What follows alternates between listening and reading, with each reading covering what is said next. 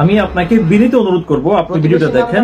কেন স্যার, আত্মীয় স্বজন, বন্ধু বান্ধব, প্রতিবেশী এরা কেউই আপন নয়, এরা শুধুমাত্র সুদিনের অতিথি। মাঝি আবারও চিৎকার করে বলছে বাঁচতে হলে আরো লোক নামাতে হবে। এখন আপনি কার নাম কাটবেন? এ কি বলছেন স্যার আপনি? এখানে তো সবাই আমার আপনজন, আমি কাকে নামাবো এখান থেকে? কোনো উপায় নেই, নামাতেই হবে।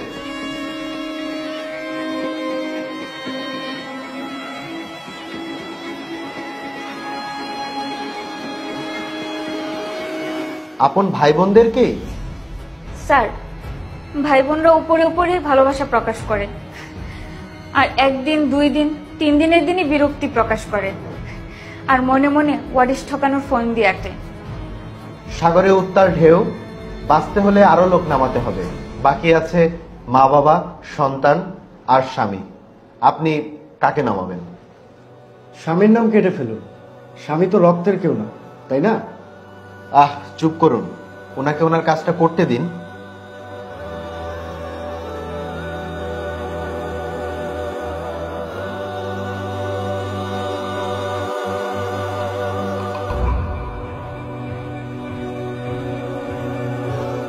আপন বাবা মাকে?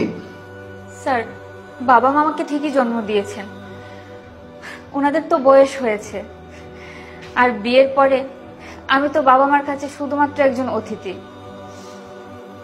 মিস অন্তরা, আপনার মৃত্যু প্রায় সুনিশ্চিত। বাঁচতে হলে আপনাকে আরো লোক কমাতে হবে। এখন বাকি আছে আপনার সন্তান আর স্বামী। দুজনের মধ্যে থেকে একজনের নাম কেটে ফেলুন। এটা কি বলছেন স্যার? এখানে একজন আমার নিজের গর্ভের সন্তান আর একজন আমার নিজের স্বামী, আমি কি করে তাদেরকে মারতে পারি? দেখুন মিস অন্তরা, এই চাকরিটা পেতে হলে এই আইকিউ পরীক্ষায় আপনাকে পাশ করতেই হবে। প্লিজ স্যার, আপনি এছাড়া আমাকে যে কোনো প্রশ্ন করুন, প্লিজ এই প্রশ্ন থামান। এছাড়া আপনি আমাকে অন্য 10টি প্রশ্ন করুন, আমি উত্তর দিয়ে দেব। প্লিজ এই প্রশ্ন বন্ধ করুন। 1 2 3।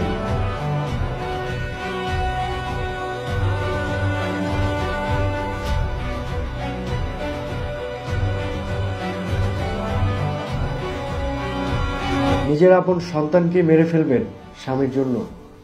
স্যার, ছেলেমেয়েরা বিয়ের পরে আমাকে ভুলেই যাবে, আমাকে মনে রাখবে না, কিন্তু স্বামী, এই স্বামী নামক ব্যক্তিটি আমার সুখে দুঃখে সারা জীবন আমার পাশে থাকবে। আমাকে যদি আপনি জিজ্ঞেস করেন যে নারী তোমার বাড়ি কোথায়, আমি নির্দ্বিধায় বলে দেব আমার স্বামীর পাঁজরে। তার ঘামের গন্ধ আমার সঙ্গীময় জীবন, তার শক্ত মস্ত বাহু আমার মাথা গোঁজার পরম আস্থা। স্বামীর দীর্ঘকালের দায়িত্ব আমার সর্বকালের শ্রেষ্ঠ প্রেম।